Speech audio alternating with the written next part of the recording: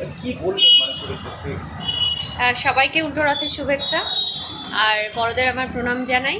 খুব ভালো লাগছে আজকে আমার শোনার পরে উল্টো রথে আমি এতক্ষণ ছিলাম এবং জগন্নাথ সবাইকে ভালো রাখুক, সুস্থ রাখুক, আর এটাই বলবো। আহ, উল্টোরাতে আপনাকে নাচতে দেখা গেল, এটা কি ছোটবেলার স্মৃতি? সেই কারণেই কি এটা কি বলবেন?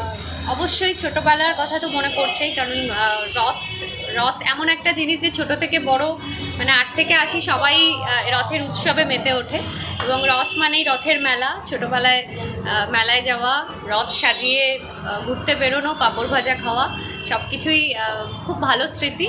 এবং সেই ছোটোবেলাটাকে আবার আজকে ফিরে পেলাম এই রথের এই পদযাত্রায়। এবং তার সঙ্গে শ্রীখোল ছিল, গান ছিল, তার সঙ্গে সব মহিলারা যেভাবে আনন্দ করছে, নাচ করছে, খুব ভালো লাগলো।